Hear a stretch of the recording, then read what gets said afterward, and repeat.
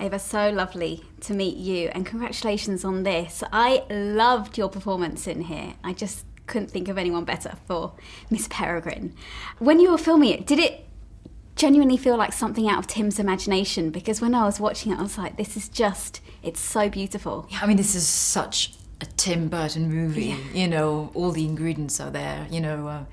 It's like we're coming back to his earlier movies as well, you know, where he kind of, he understands the heart of the outcasts and he celebrates them.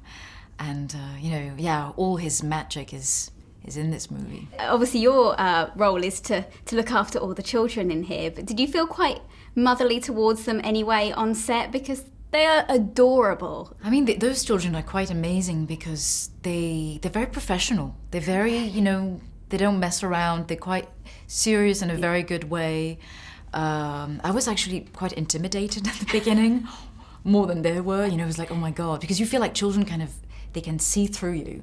Yes. So I was like, okay, I have to be credible as a kind of like, you know, she can seem quite tough, my character, you know, so I wanted to have some authority in some way.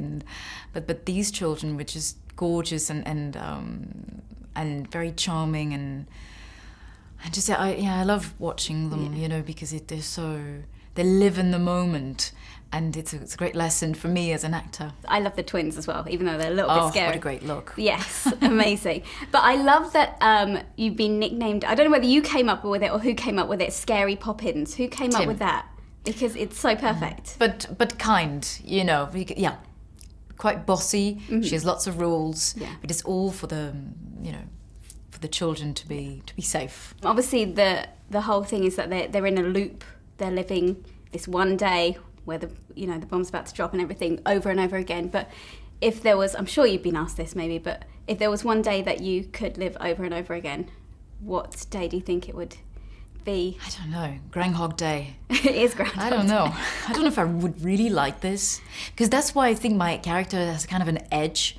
Because it's a bit of she looks a bit cuckoo. I think it's because she lives every day the same day.